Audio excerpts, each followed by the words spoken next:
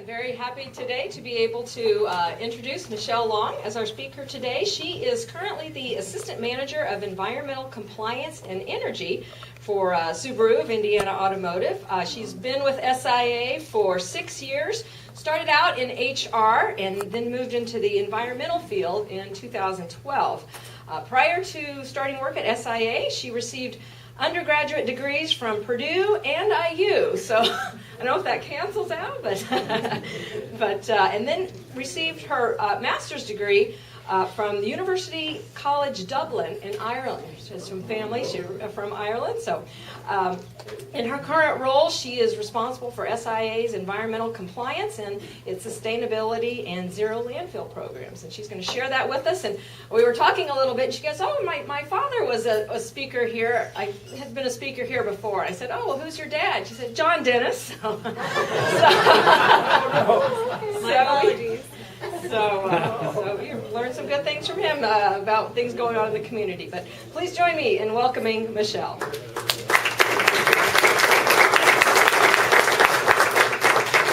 Thank you so much, Audrey, and thank you, Kiwanis members, for having me, and for all that you do in the community as well. Do I just press the middle button? Actually, the one on the right-hand side. Oh, got it. Thank you. All right, so just want to start out first giving a little explanation about our plant as a whole. I'm not sure how familiar all of you are with SIA. So we're just out on State Road 38, and so this is an aerial view of our facility. And so you can see you've got the main plant there, and that encompasses that's pretty much all of our operations. And then closer to 65 is the road that's down there towards the bottom. And then we've got our daycare center. We also have a recreation center, so gym, basketball courts, personal trainers, all that free to use for the associates. And then our newest addition at that end of the property, we also have a wellness center. So now we have a site with doctors, nurses, and a pharmacy, free to use for all the associates as well. So lots of nice benefits on the property outside of just the manufacturing facility. And then also towards the right side of the screen, you can see our oval track there. It's the second largest oval track in the state of Indiana. The 500 feet us out by 0.1 miles. But so we do actually take some of our vehicles out and drive it around the test track. We do about one every half an hour to make sure that they're up to spec. And then in the middle of the test track, there's actually areas where it simulates driving over really bumpy conditions, up steep inclines, through water. So it's one of the more preferred jobs at the plant. But yeah, so then, and so you can see then also towards the top, we've got a large parking lot there. So that's where all of our finished products go. They drive over there. And then that's where they get prepped, they get additional quality checks, and then from there they get loaded onto trucks or trains, and then they're taken out to different dealerships. And so that's kind of a brief overview. So then in the main facility, first actually I'll mention, in the past year we've had a lot of activity going on at the plant. You've maybe read about it in the paper, seen it on the news. Lots of things happening. And so as part of that, the main thing that we did, we built a second paint shop. So that's just at the top left. And so that's allowed us to increase our capacity at the plant. We were able to manufacture about 310,000 cars a year. And with this new paint shop, we're actually going to be able to manufacture 450,000 cars a year. So lots of Subarus out there. And then we also built a tunnel. So we have a tunnel now that connects the existing facility to the new paint shop. And then that's how the cars get back and forth. We also had to increase our engine shop. And so that was, again, to accommodate being able to manufacture 450,000 cars. And then we added a new stamping press as well. And then to staff all of these new operations, in the past 6 months, we've added about 1,200 new employees at the facility. So a lot happening. And from what I hear, growth has continued to expected to continue. So it's exciting times, a lot happening. In the main facility, though, this just gives kind of a general layout of how the vehicle travels through the plant. So we take the car from a raw coil of steel, and then at the end, it is a car that drives off the line with all of its parts and engines and everything. And so it starts out in the stamping area, and so that's where all those coils of steel come in. And then in stamping, that's where we have these gigantic presses that take those coils of steel, flatten them out, and then cut them into different car parts. So the doors, the side panels, the hoods, the roofs. And then all of those parts are taken to the body shop in the blue there. And then in the body shop, we've got almost 900 robots that weld all of those different car parts together. So body shop's the most interesting part to look at, definitely. Sparks flying everywhere, kind of the high-tech area. From body shop, then they go to the paint shop. And so they'll either go to the first paint shop there in the yellow or the newer one there that's down towards the bottom of the screen. And so then in paint, there's even 5 stages within paint that the car goes through to actually get that really nice, shiny, finished product, paint color that you see on your vehicle. And then after it's painted, then it goes to trim and final. And so that's the kind of what you think about the traditional assembly line process. So that's where that's happening at trim and final. And over 50% of our workforce works in trim and final because that's where they're adding almost 5,000 parts to every single vehicle. So all of the nuts, the bolts, the interior panels, the seats, the roof racks, all of that is added by associates through that assembly line process. And then once it has all its parts, then we have an internal tester line that every single car goes through. And so that's where there's different stations that will use computers and technology to check different functions of the car. So basically make sure that it runs properly. And then after the tester line, that's when it's driven out of the plant over to that parking lot and gets prepped and then loaded out and shipped. And then some of the additional areas that we've got a lot of materials area, so that's just part storage. And then we also have an engine assembly plant as well. So a lot of different activities that are happening under our roof at the moment. And it is somewhat unique. A lot of facilities, a lot of the larger automakers, so Ford and GM, things like that, they'll have facilities that are dedicated just to one of these particular processes. So they would have a facility just for stamping. But with us being a little bit of a smaller player in the market, we're able to have everything integrated into the one plant. And then we are Subaru's only manufacturing plant in North America. We're actually their only manufacturing facility outside of Japan at the moment. So any Outbacks or Legacies that you see driving around North America were made here in Lafayette, Indiana. And so with all of these different operations that are happening, this is just a short list of some of the different achievements that we've achieved for our environmental programs. And so even though we're manufacturing over 310,000 cars a year, and we have all of these new associates coming into the plant, we've still been able to maintain a really strong focus on environmental stewardship. And so we've won the Indiana Governor's Award several times for different programs and projects that we've done for environmental stewardship. We've won different awards from the EPA and then different trade organizations as well.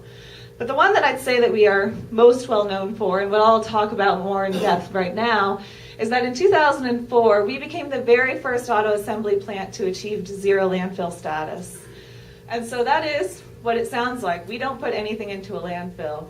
So even though we are manufacturing all of these cars, we have all of these associates in the building, nothing from our processes, from our break areas, none of that gets into a landfill. It all gets recycled or reused in some way. So even the trash that you put out at the curb once a week is more than we would ever send to a landfill in over 10 years of manufacturing. So it's a huge accomplishment. And so we were the first in the U.S. as an auto assembly plant to achieve that. And since then, there's been a lot of different companies that have been able to follow suit.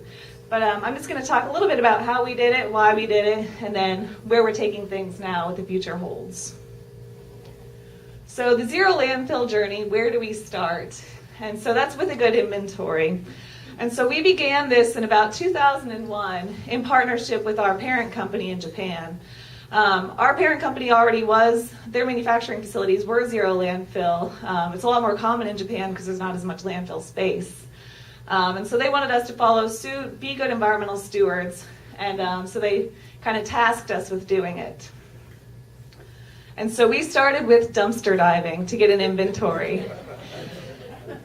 Not quite like that, but similar. Basically what we did, so in our facility, before we went zero landfill, everything on the floor, there were just trash cans everywhere.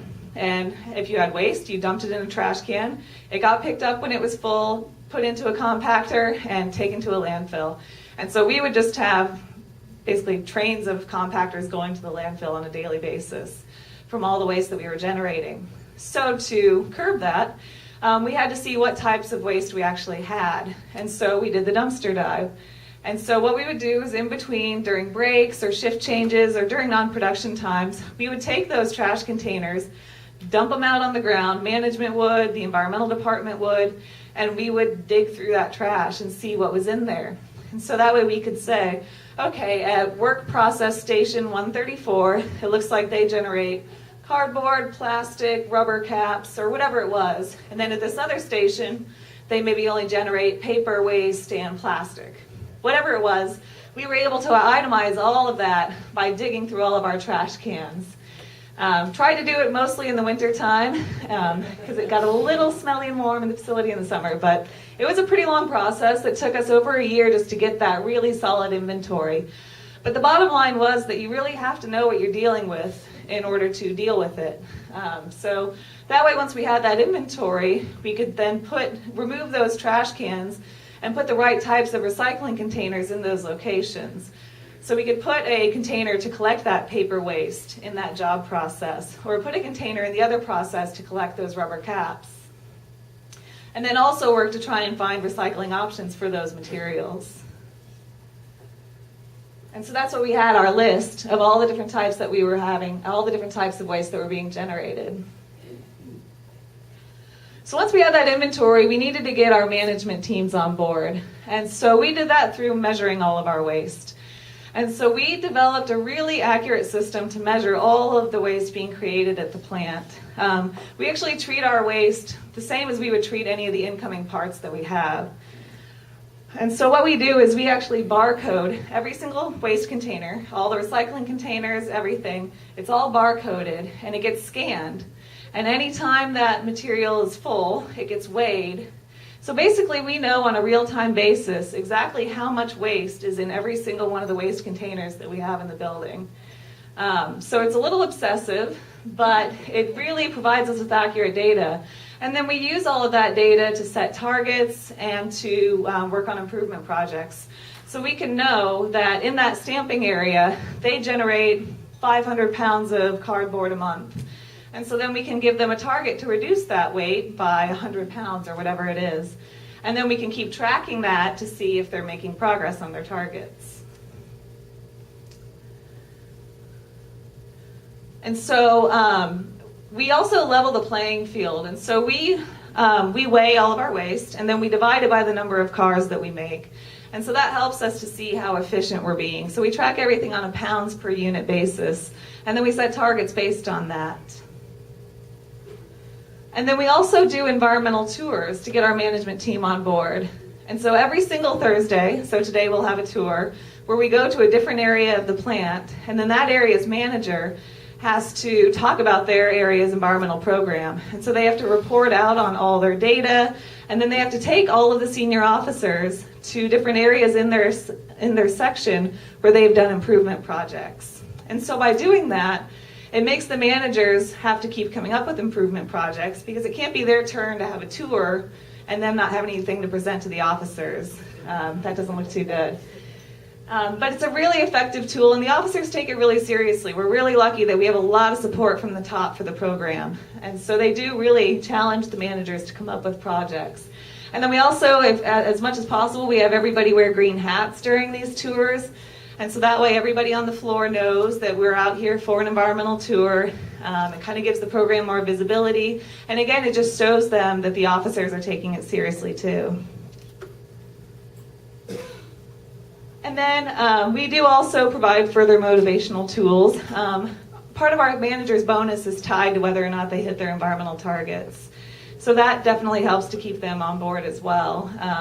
They want to hit those waste reduction targets and keep improving their recycling and reducing the waste in their area to be good stewards, but then also part of their bonus is tied to it.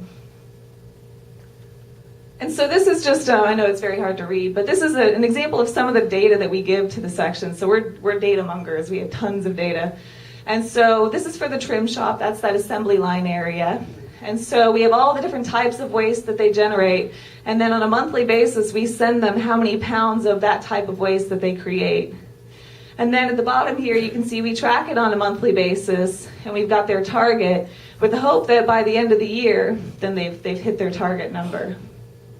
And so throughout the year, the managers and the associates will come up with projects to help them reduce their waste and improve their program. So some of the examples of improvement projects that we've had, these are both from stamping actually. So again, that's where we have those steel coils being made into the car parts.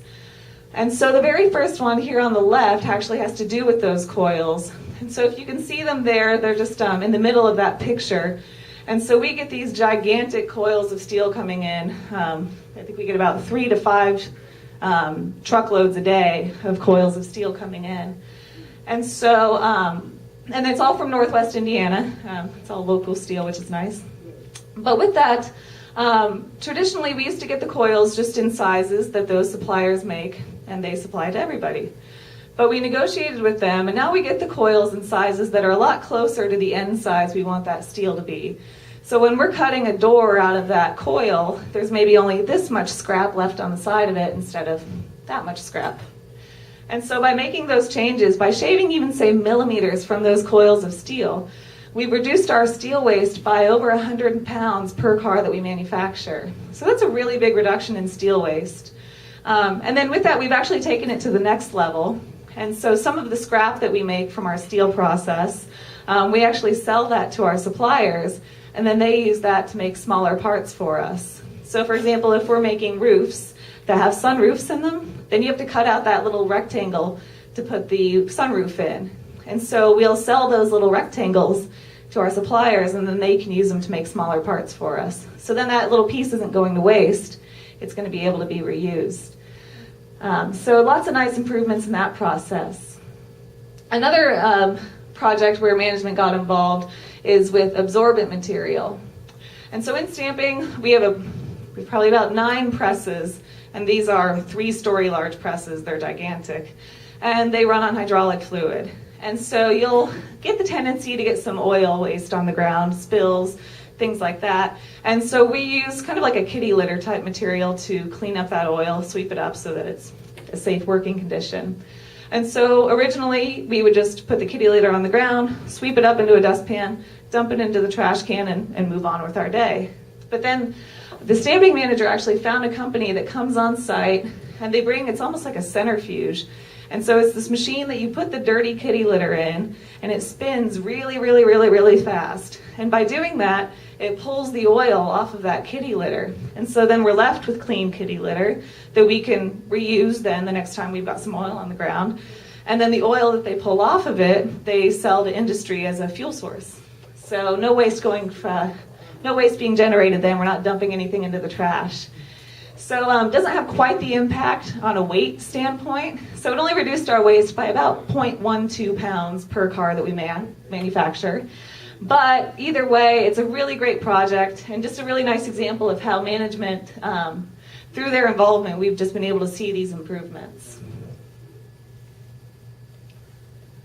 So once management's getting involved, they're tracking their waste, they're coming up with improvement projects, they're trying to get their bonuses, all of that. The next really important key to being zero landfill for us was getting all of our associates involved. Like I said, we're up to right now 5,200 people that work at the plant. And so that's a lot of people that you need to have engaged and on board to be able to be successful with your environmental program. And so we found the best way to get associates on board was to have them actually be a part of the program and to give us their improvement ideas and to take their ideas seriously and actually implement them. And I'd say the best improvement projects that we've had at the plant have come from our line associates. They're the ones that are in their process every single day. They're physically seeing the waste that they're creating and putting it into the trash can or putting it into the recycling container. And so we've created a lot of different ways for associates to get involved. The first one is really simple. It's just a sheet of paper that we hang up on all of our team boards. And teams are organizations of associates of about 5 to 12 people. And so every team has a board for communication. And so there's just a sheet of paper up there where associates can write up their improvement ideas, and then it's the team leader's responsibility to follow up on those.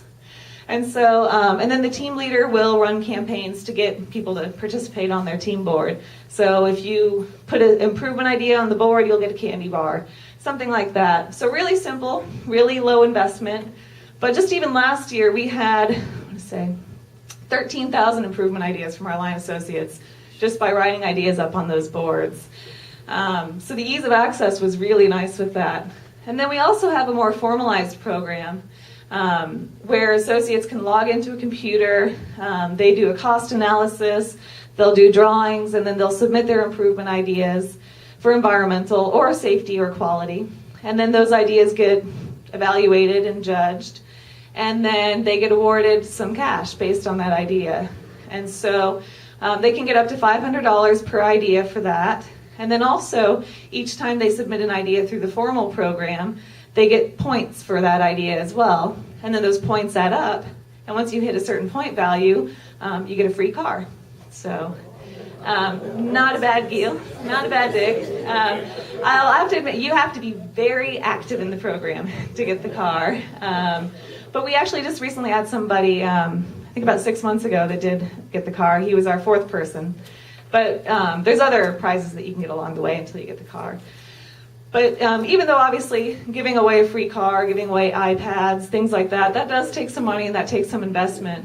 We have well recouped that investment from the savings that we've recognized from the associates' ideas.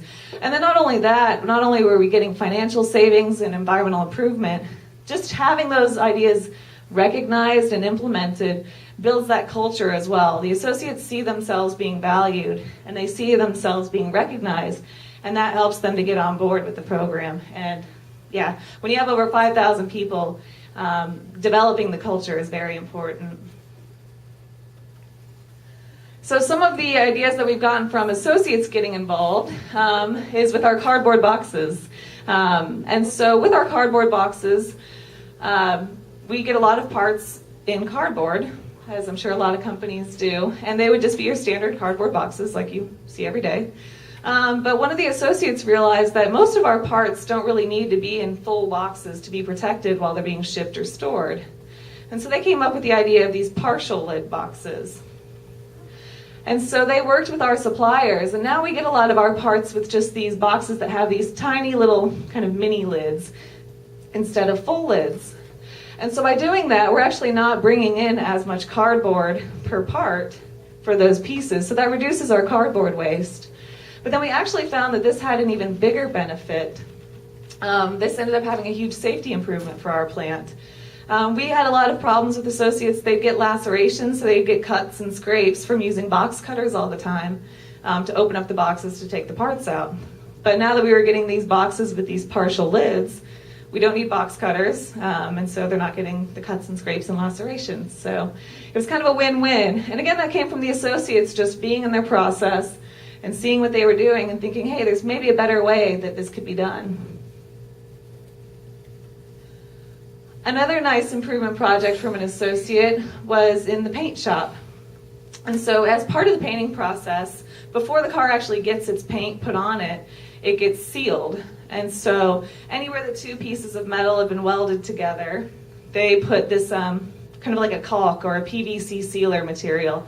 And so then it makes that weld airtight, and then it's rust resistant too, so you're not getting rained on when you're driving around outside in the rain. And so how that happens is typically a robot would apply the sealer, and then the car would move to the next station, and then an associate would smooth it out with a brush. And so then every time they'd do that, they'd get a lot of gunky sealer left on their brush, and so they'd have to wipe it off on a rag, and then they'd toss that rag out, and then they'd be ready to go for the next car in line. But then the associate saw that's a lot of sealer and rags that I'm just dumping in the trash on a daily basis. And so they came up with really simple ways to collect that sealer instead of dumping it in the trash. And so you can see that bottom picture, that's just a 5-gallon bucket with the lid cut in half. And so they can scrape their brush off on that lid, and then the extra sealer just falls in the bucket. And then in another one, that's just a tiny little cup that they've attached to the car door where they can scrape the sealer off into that. And then all that extra sealer is collected, and then it can be put back into the process. So then none of it's going to waste. There's no rags going to waste either, and we're able to reuse that material. And so by doing that, that actually saves us almost $80,000 a year, because we don't have to buy that sealer now, and we don't have to pay for any disposal either, and no need for off-site recycling. So again, just a really nice improvement idea from our associates that we've been able to kind of pull out of them and take advantage of. And then a really important part, so now we've got our management team on board, the associates are on board, so we've kind of got the in-house plant people are all working towards the same goal. But then we also have to look outside of our building and work with our suppliers, because I'd say 80% of the waste that we generate at our facility comes from our suppliers, from all the different parts that we have coming in, all the packaging for those parts. As I mentioned, each car gets about 5,000 parts added to it. And so those all have to be shipped in, and they're packaged in cardboard boxes, plastic wrap, styrofoam, all those different types of materials. And then that all ends up going to waste. And so we had to get them on board. The first thing we did was eliminate redundant packaging. So redundant packaging is if you've ever ordered something online or had something shipped to you, and maybe it's just a keychain that's this big, but by the time it gets to your front door, it's in a box that's this big. And it's packaged with peanuts, and then there's a box inside of a box, and then there's more plastic. We would get parts like that, just a lot of unnecessary packaging. And so we developed a program with our suppliers that we basically refuse parts if they're going to be sent to us with that type of packaging. And so we eliminated a lot of that just extra excess cardboard and styrofoam and things like that by doing that. And the suppliers, they were happy to comply because that was a lot of packaging material they didn't have to buy then either. It kind of made them evaluate their own processes.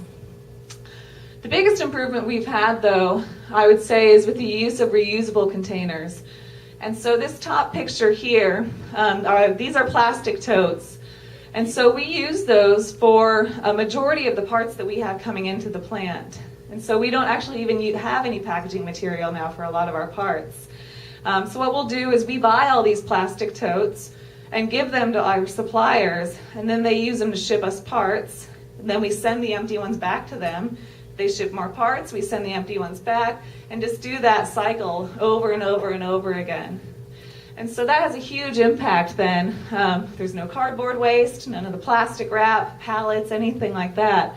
And we're very lucky that a majority of our suppliers are within about a 3-state radius. And so we're able to have those short runs so that we can just send things back and forth with them. And so we're actually up to, with our current models that we're manufacturing, 95% of our parts are coming in returnable containers now. And again, even though we are purchasing those containers, that's a huge investment. We get a lower price on the actual parts themselves because the suppliers don't have to buy that packaging. And so it's still a benefit for us to do that financially as well as environmentally. And so we've taken that to the next level too, and we actually return some packaging material as well. And this was an associate's idea with the returnable packaging. In our engine shop, most of the engine components are shipped over from Japan. We don't actually make them on site. We're just assembling all the parts.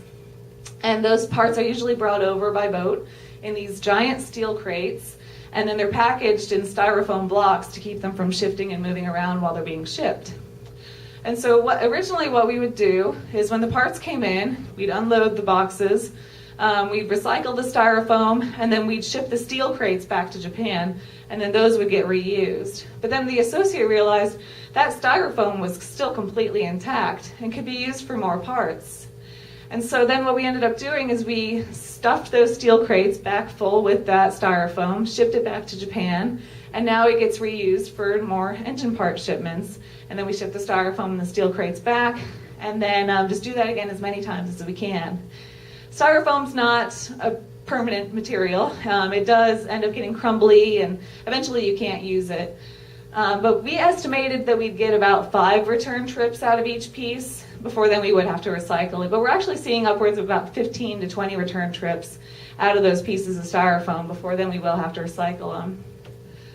But even if we're being conservative and just assuming the minimum 5 return trips, the system saves us about $1.3 million a year in packaging costs. So huge savings. And then in just 2015 alone, we returned over 670 tons of styrofoam to Japan. And when you think about how light styrofoam is, that's a lot of styrofoam going back and forth. So huge impact. Styrofoam is a petroleum-based product. It's not the prettiest recycling process, so by reducing the amount of styrofoam that we're sending out as waste, had a huge impact on our environmental footprint. And again, like I mentioned, that idea, that started with an associate on the line, so really nice. And our suppliers have been pretty willing to help us out and do these projects with us as well. We also do that with some other packaging materials now. So the transmissions that we get in, they have a lot of caps that protect different valves on them. And so we'll return those back to Japan, and then they can be used for more transmission shipments. So we did about 1.5 million caps got reused in 2015. So just trying as much as possible to eliminate things going from waste by reusing them or reducing the amount that we have. And then another part of the puzzle for us was collaborating with waste experts, kind of recognizing our limits. So Subaru's specialty is making Subarus. That's why we're here. That's what we do. And there are companies out there that specialize in recycling and waste management. And so we use a company, Heritage Interactive Services. And so they have about 50 people on site that helps us basically with all of our recycling. So they're collecting all the containers, they help us weigh the material, give us our raw data, and then help us find places to send all of our stuff. So they're a big part of the program as well. And then we do also have other companies that we use to help us with some of our hazardous waste. And then there's just a really small portion of stuff that we have that we struggle to recycle. Restroom waste, chip wrappers, candy wrappers, things like that. And so that type of stuff we send down to Covanta in Indianapolis. And they're a waste-to-energy facility. And so Covanta incinerates that material, and then through the incineration process, they generate steam, and then that steam is used to power the city of Indianapolis. So it's still a benefit you're getting out of that material instead of just burying it in the ground in the landfill. So those are kind of the last little pieces for us to be zero landfill. And so our results. Back in early 2000s when we started out tracking all of our waste and getting that inventory in place, we were generating about 450 pounds of waste per car that we manufactured. Currently we are down to about 215 pounds of waste per vehicle. So we've reduced our waste by over 50%. And then what's very important is that even though we're generating waste now, since 2004, all the waste that we're generating has been recycled. So very good results, a very successful program. And then something else I like to point out is that since going zero landfill, we've recognized a $13 million benefit over the cost of our program. So I think a lot of times people think that being environmentally friendly or going green is expensive and it's going to cost you money.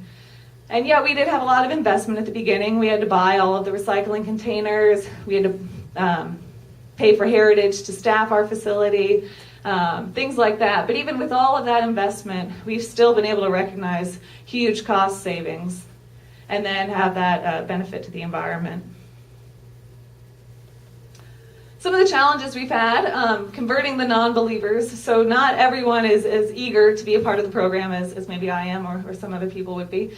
And so it's been a lot of communicating and educating. Like I said, listening to their ideas, doing a lot of campaigns, giving out prizes, posters, TV shows, things like that. And then also peer pressure is really effective because some people they do take a lot of pride in it and they take it really seriously. And so a lot of the more tenured associates will see a new hire coming in and just putting their plastic bottle into the paper recycling container. And they'll go up and they'll say, hey, that's not where that's supposed to go. There's a container for that. So they do take ownership of the program and kind of help us out on the floor. But then I'd say the next step for us is maintaining the momentum. So how do you improve upon zero? So we've been zero landfill since 2004. So where do we go from there? And so for us, the next step is energy. So energy is the third largest expense for businesses after employees and real estate. It represents an average of 19% of total expenses, and it's 75% of a company's carbon footprint. For SIA, we pay probably over $1 million a month in electricity. So it is a huge expense for us. And then obviously, with us being a coal-generated state, there's there's a lot of carbon footprint issues with our electricity as well. So that's where we're focusing our efforts now. And so with looking at what we do in the plant, shops are currently only accountable for their waste. And so we put targets on their waste generated, we tracked it, but there was all these other areas that we hadn't really focused on yet. So we had hazardous chemical usage, energy, air, and water consumption. And so these were all opportunities for improvement and participation. And so we have developed targets for all these different areas now, basically taking what we learned from the Zero Landfill program and applying it to a lot more areas within sustainability. So we have targets for air emissions, for water, for our supply chain, for hazardous chemical usage, energy, all of those different aspects. And we track that on a monthly basis and we see how we're going. So it's made the program a lot more robust, but it's that initial zero landfill expertise that has helped us to broaden things out. And so we do a lot of participation campaigns, like I was mentioning. We've got training that we do. We hang up posters, TV spots. We do competitions for improvement ideas, lots of different things.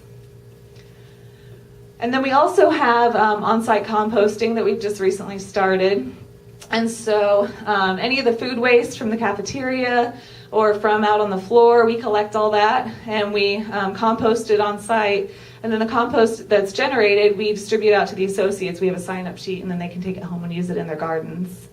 So we diverted about almost 11,000 pounds of waste from being landfilled or disposed of in 2015 by composting it instead. And then we also have a 30-acre prairie restoration.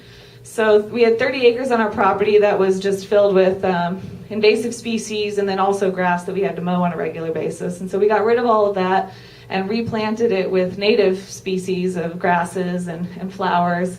And now that it's been there for 4 years now, and it's doing really well.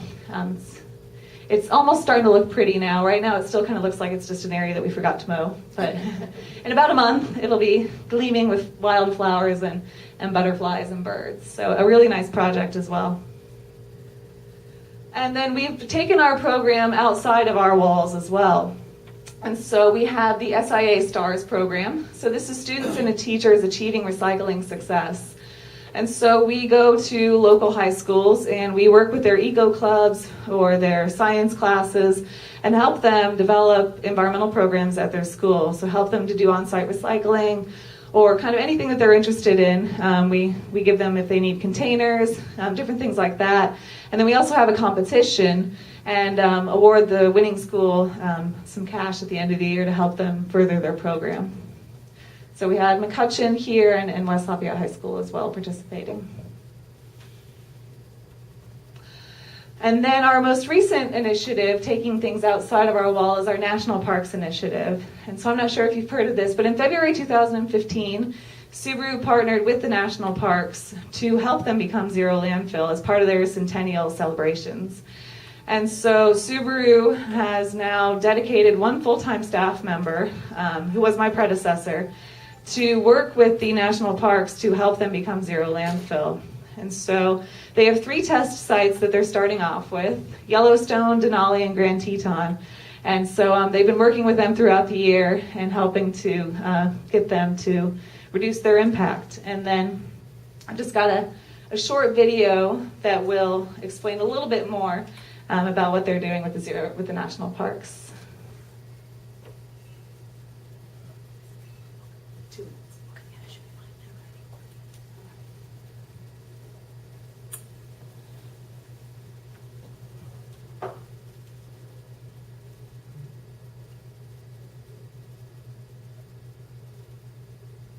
Subaru has always been a brand that has focused on environmental stewardship. We're focusing on how we can reduce what we put into the land, into the air, and into the water. And we figured if we're going to be good environmental stewards, we've got to do it for the complete life cycle of our vehicle. Start at the beginning with zero landfill. For us, we wanted to be zero landfill because we wanted to produce the car in a very environmentally friendly way. What's in it for us is we want to do the right thing. Because at the end of the day, we're all living in this environment. You know, it's a closed system, right? We figure it's best for everyone if everyone learns how to be zero landfill. And if we can be the leader in it, that's even better. And we've continued to do that. Why the heck are we in Lafayette, Indiana? That's a great question. We're talking with folks about environmental issues, waste streams, how to recycle. The complexity of what happens in that building is remarkable. And the amount of things that are moving and all the interaction between people and machines and parts, if they can build cars that way and they can put a complex system together that well, I'm pretty sure we can improve, the waste stream in national parks. So we have three pilot projects, one in Yosemite, one in Denali, one in Grand Teton, and we're going to be working collaboratively to see if we can figure out a way that those 3 parks can become zero landfill parks. It could be a very cool and a very a wonderful model, not just for a centennial, but as we go forward, as we you try to figure out what's that next 100 years going to look like. If we can replicate this, that's a pretty good outcome. The national parks are such a treasure for us, and anything we can do to help preserve them, that's great. My family loves the national parks. We've been over 20 of them. I can tell you one thing, from now on when I get my pictures taken at the national parks, it'll probably be with a sign that says, Zero Landfill.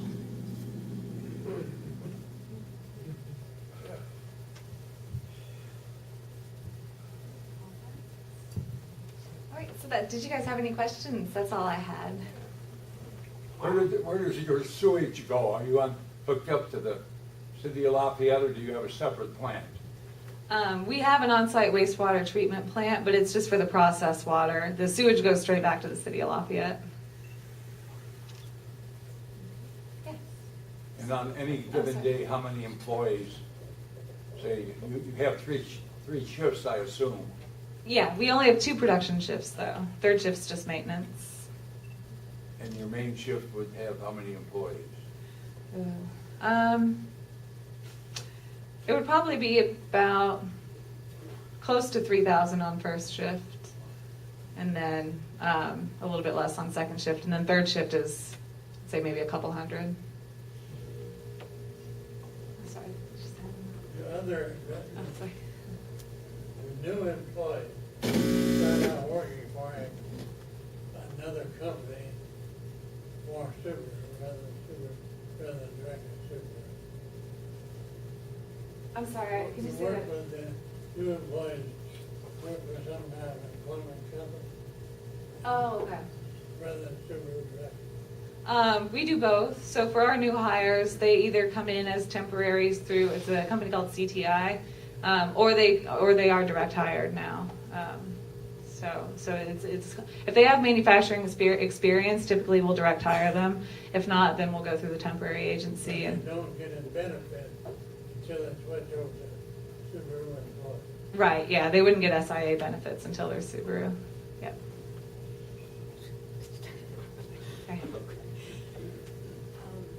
Okay. So I wonder how many of your sustainability practices are replicated in the other plants in Japan, for example. So I assume this plant is unique in some aspects because it is the only one in North America, but I guess some of the processes that you're doing would be applicable to plants elsewhere. So are some of these things kind of universal throughout your entire system, or are they just very specific to this plant? It's a case by case basis, and so we have we have a FHI. FHI is our parent company, and we have FHI liaisons. Every single section has their own liaison that's here from Japan, basically to communicate back and forth with the parent company, and so. We'll constantly share ideas back and forth through the liaisons, and so if it's something that can be expanded to their plant or from their plant to ours, then we will. In some cases we can't, so our supply chain doesn't look quite the same as theirs does, and so some of those things we can't do, or they can't do with the returnable packaging that we can, or they don't have a Covanta in Indianapolis for waste to energy, but then other things we've been able to share back and forth, and so it's really nice to have that where we can either let them trial things or we'll trial things, and then we can learn from each other. In a direct relationship to a project of this club, I understand that you chip the wooden pallets and make mulch out of them, is that correct? Yeah, we've done that. We had. West Lafayette Parks has gotten some of that. Yeah. We donated because we had. I mean, I've never seen mulch piles so big. We had mounds of mulch, and so West Lafayette Parks came in, and yeah, they've used it on the trail system. I can't see how one brain can hold that much information. Thank you. I don't know if you have a little time, if somebody has questions, or to come up and talk. Yeah. I'll be around. But yeah, So we better I'll let you run guys in there, wrap but up. thank Sorry. you so much. That was a whirlwind of information. Very amazing. Did you have a small gift? I'm sure you even have a way to recycle sticky notes. There you go. Thank you again.